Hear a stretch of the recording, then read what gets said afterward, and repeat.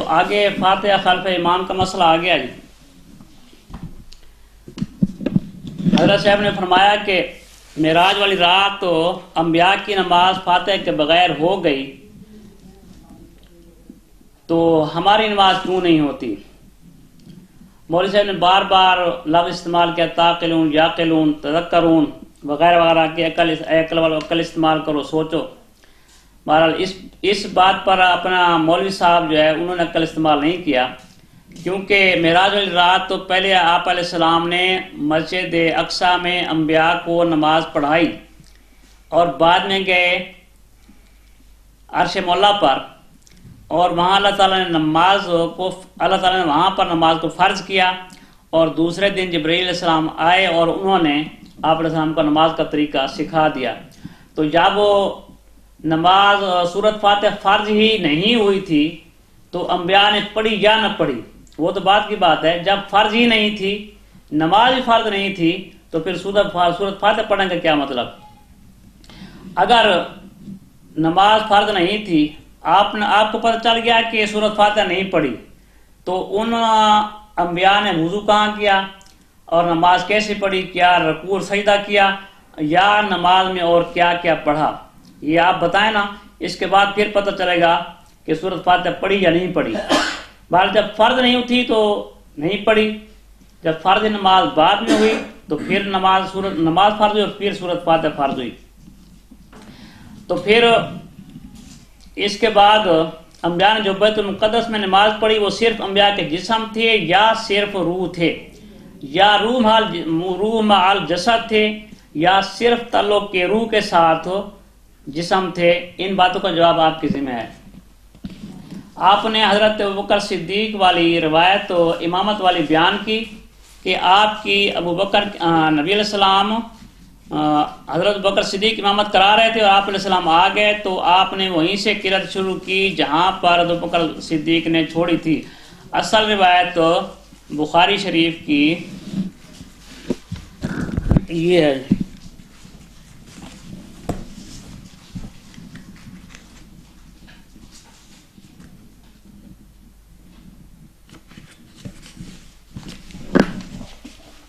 اس حدیث کو زوم کرو.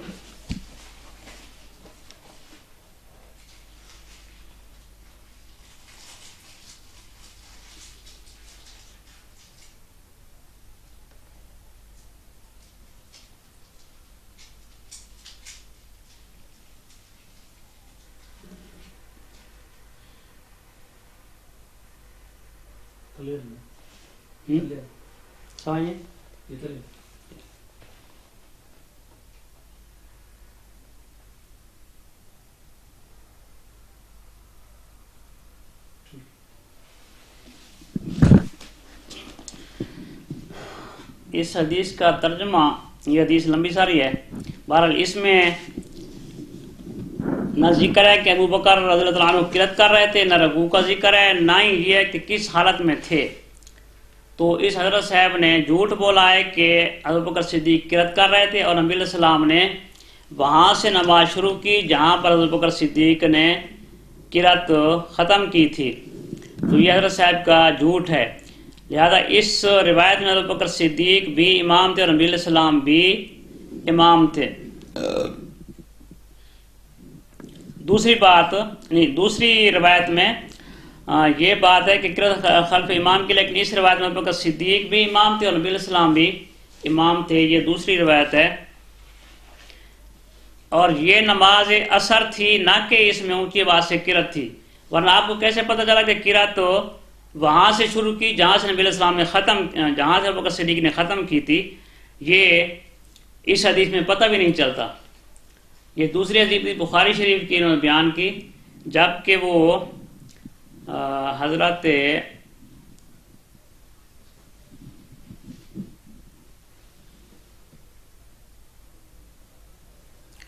بخاری شریف کی رکوع والی روایت بیان کی کہ ایک صحابی رکوع میں شامل ہوئے تو انہوں نے وہ رکعت نہیں پڑھی.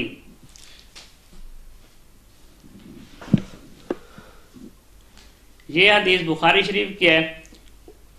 اس نے مولوی صاحب نے صحابی کا نام نہیں لیا کہ کون سے صحابی تھے. بہرحال یہ بخاری شریف کی حدیث آپ کے سامنے آئی ہے، حضرت ابو بکرہ والی۔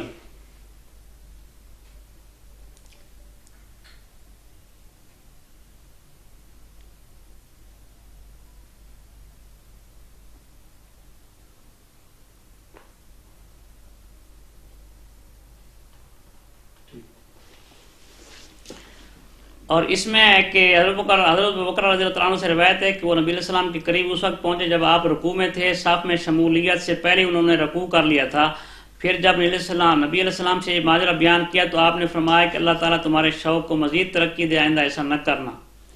تو یہاں لفظ ولا تعود جو ہے، اس کو اس پوزیشن پر نبی علیہ السلام نے آپ کو منع فرمایا کہ آئندہ ایسا نہیں کرنا، اور حضرت صاحب نے یہ جھوٹ بول کر یہ بتایا کہ نبی علیہ صحابی رکوع میں شامل ہو گئے، آپ علیہ السلام نے اس صحابی نے وہ رکعت نہیں پڑھی۔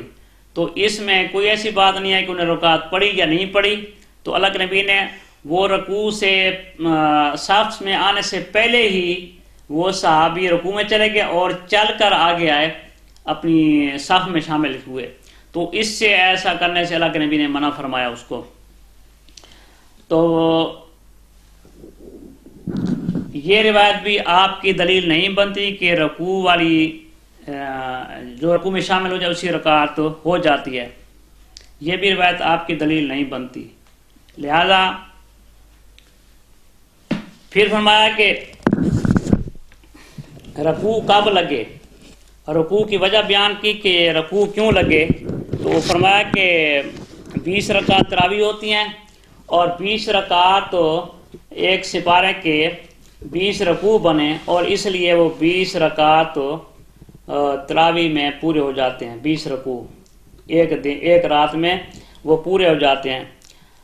جب نبی علیہ السلام سے 20 رکعت ثابت ہی نہیں، حضرت ابن عباس والی 20 رکعت والی روایت کو کسی ایک دیوبندی بزرگ نے بھی صحیح نہیں کہا، اور حضرت عمر رضی اللہ عنہ کا 8 رکعت والا حکم موطا امام مالک میں موجود ہے۔ ڈھنڈورا پیٹتے ہو کہ حضرت عمر رضی اللہ عنہ نے 20 رکعت کرائی ہیں، لیکن حضرت عمر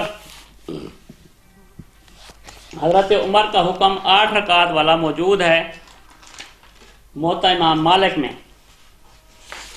اس لیے میں موطا امام مالک کی وہ بیان کرنا چاہتا ہوں روایت جس میں 8 رکعت والا حکم حضرت عمر سے موجود ہے۔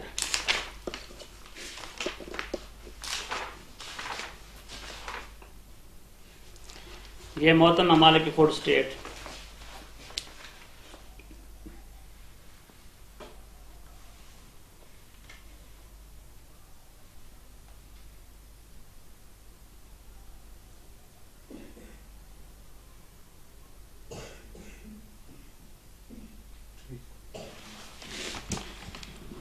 اس میں روایت ہے کہ عن صاحب بن یزید انہ قال امر عمر بن الخطاب ابی بن کعب و تمیم الداری ان یقوم للناس ب11 رکعہ قال وکان القارئ یقرأ بالمیام حتى كنا نعتمد على العشی من طول القیام وما كنا ننصرف الا في فضوء الفجر۔ ترجمہ حضرت صاحب بن یزید سے روایت ہے کہ حکم کیا حضرت عمر نے ابی بن کعب اور تمیم داری کو 11 رکعت پڑھانے کا، اور کہا صاحب بن یزید نے کہ امام پڑھتا تھا 100 آیتیں ایک رکعت میں، یہاں تک کہ ہم سہارا لگاتے تھے لکڑی پر اور نہیں فارغ ہوتے تھے ہم مگر قریب فجر کے۔ تو اس میں حضرت عمر کا حکم جو ہے وہ 11 رکعت والا ہے، 8 تراویح اور 3 وتر۔ تو نسائی شریف سے اب میں فاتحہ خلف امام کی حدیث پڑھتا ہوں،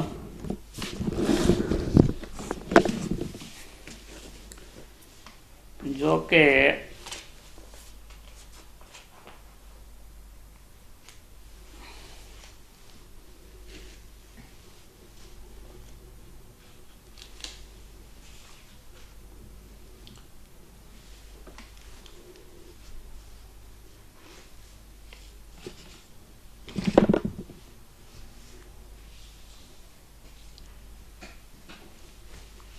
یہ حدیث کافی لمبی ہے، اس لیے یہ ٹکڑا اور یہ ٹکڑا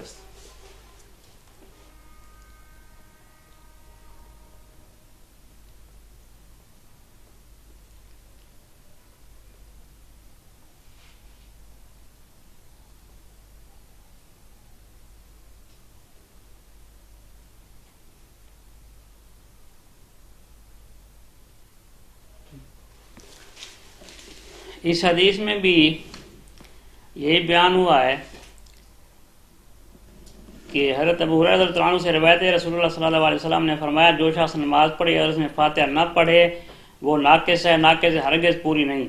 ابو صاحب نے کہا کہ میں نے ابو ہریرہ سے پوچھا کہ کبھی میں امام کے پیچھے ہوتا ہوں تو کیوں کا سورۃ فاتحہ پڑھوں؟ انہوں نے فرمایا اور میرا ہاتھ دبایا کہ اے فارسی اپنے دل میں پڑھ لے، کیونکہ میں نے رسول اللہ صلی اللہ علیہ وسلم سے سنا، آپ فرماتے تھے اللہ عز و جل فرماتا ہے کہ نماز بٹ گئی میرے اور بندے کے بیچ میں آدھو آدھی۔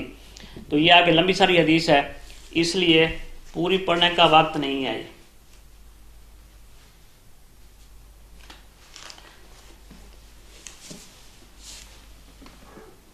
آگے جو حدیث ہے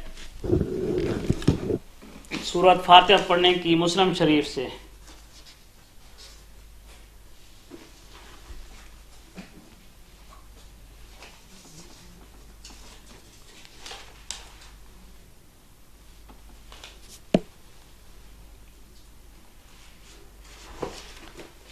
یہ حدیث بھی لمبی ہے۔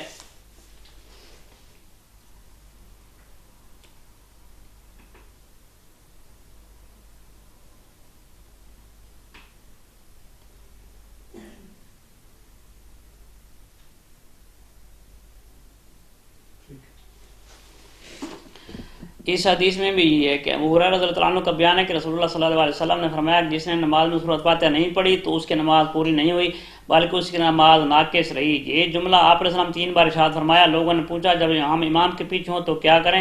حضرت ابو ہریرہ نے جواباً کہا کہ اس وقت تم آہستہ سورۃ فاتحہ پڑھ لیا کرو، کیونکہ میں نے رسول اللہ صلی اللہ علیہ وسلم کو اللہ عز و جل کا یہ قول فرماتے سنا کہ نماز میرے اور بندے کے درمیان آدھی تقسیم ہو چکی ہے۔ آگے یہ پوری حدیث ہے لمبی ساری۔ اب سنن ابن ماجہ سے یہ حدیث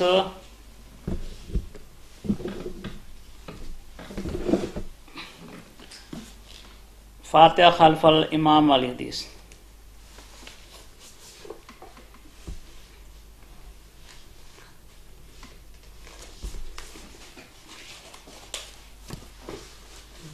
یہ حدیث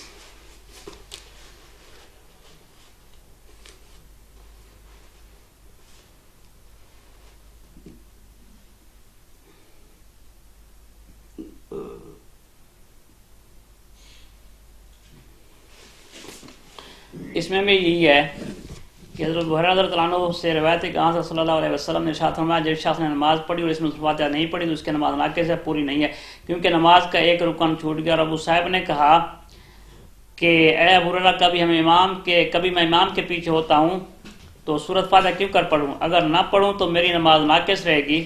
اس حدیث کی روح سے یہ سن کر ابو ہریرہ نے میرے بازو میں چٹکی لی، یعنی اس کو دبایا کہ اے فارسی اپنے دل میں اس کو پڑھ لے، یعنی چپ کے پڑھ لینا، پڑھا کر۔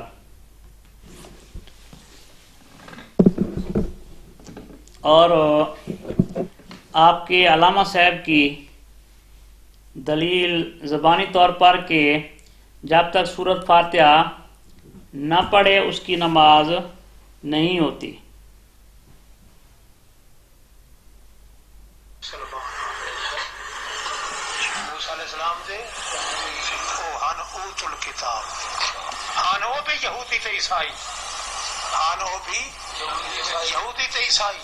مگر اوت الکتاب انہوں نے کہیں آکھیا ہے کہ انہوں نے کتاب بھی ملی ہے، ذمہ وار ہتھاں نال ملی ہے، اور ذمہ وار ہتھاں نال کتاب ملی ہے تو اس کتاب تے قائم بھی رہن، اس پیغمبر دی امت دے بندے بھی رہن۔ اللہ تا پسند کیتا ہے انہوں تو انہوں دی ذریعے نو حلال کیتا۔ مطلق اہل کتاب بھی گل نہیں۔ چپ کرو بھائی.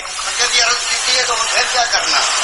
اکثر استاد جی جڑے نے وہ لوگ اجے مطمئن نہیں ہوئے. کتاب آپ نے لکھی ہے جیڑی ہے اس کے حوالہ سے لکھ کے دیتا ہے. اس کا مطلب ہے یا کیا لکھے ہوئے تردید کرو. آپ نے اصل انسان جسم ہے اور میں پڑھ دینا. لکھا نے آپ نے لکھا ہے اصل انسان جسم ہے اور عذاب. اللہ دے نبی ودا کے حکم دیتا ہے کہ 5 نماز ادا کرو, اتنے فرض ادا کرو, اتنی رکعت ادا کرو. اللہ دی کتاب تو واتواں حکم اللہ دا رسول تو دے سکتا ہے, اور کوئی صحابی, کوئی ولی, کوئی پیر فقیر اللہ دی کتاب تو وتھے لگے تو اللہ پاک دا پیغمبر کیا ہے ستۃ اولئن. سنو گل سنو, پوچھا گیا ہے کہ امام دے پیچھے سورت فاتحہ پڑھنی جائز ہے کہ نہیں؟ ٹھیک ہے, بولو دساں کبڑی سو تو نہیں. امام جدہ قرات کر رہے ہوئے اچھی, مقتدی رہے ہوئے سونا, اس وقت مقتدی دا پیچھے پڑھنا بالکل حرام ہے. ہاں زبان چپ رہے, دل پڑھے. کیسا پڑھے؟ دل سنتا جاوے تے دل نال نال. زبان ہلائی اس دائرہ اسلامی چو نکل. جے امام دی قرات نہیں سن رہا, میرے امام ابو حنیفہ دا بھی قول ہے کہ اگر سورت فاتحہ پیچھو پڑھ لوے تو حرام نہیں. امام اگر قرات کر رہا ہے تے سن رہے ہیں, وقت زبان ہلاون دی گنجائش ہے کوئی نہیں. کوئی ایک صحابی بھی ادا قائل نہیں پیچھو پڑھتا. اگر پڑھ سی تو سیدھا قرآن پاک دا دشمن مقابلے چ. ہاں امام دی سندا ونجے تے دل چ پڑھدا ونجے, دل دا پڑھنا ہی ہو. امام آخیا الحمدللہ رب العالمین, دل چ کیا کیا سارے کمال کہندے. دل چ پڑھنا فرض ہے, زبان چپ کرنا فرض ہے. رفع یدین کرنا تو فائدہ کہڑا رفع یدین کرنا مینوں یہ دسو. جو بندہ انہیں کہتی رکھے.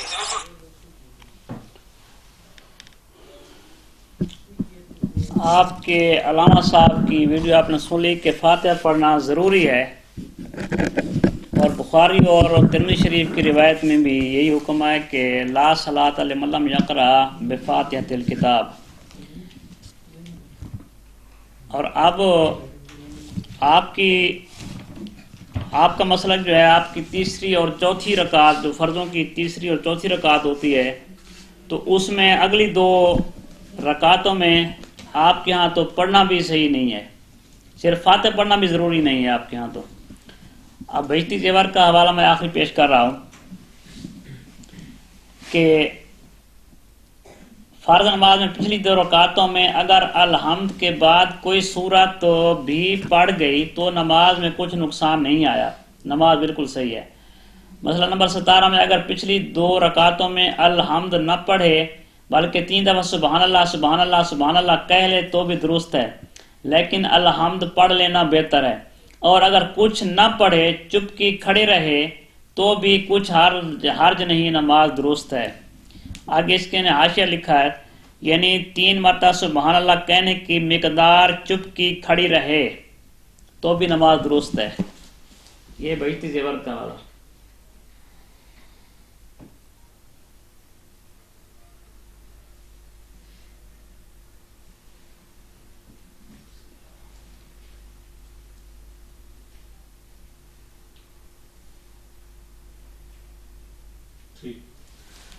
آپ کی تو آخری 2 رکعتوں کی بھی چھٹی ہوگی, اس لیے میں نے آپ کے علامہ کا فتویٰ بھی سنایا اور آپ کی بہشتی زیور کا فتویٰ بھی سنایا کہ علامہ صاحب نے بھی کہا, آپ کے علامہ صاحب نے کہ فاتحہ پڑھنا ضروری ہے چاہے امام کے پیچھے ہو یا علیحدہ ہو. اب آخری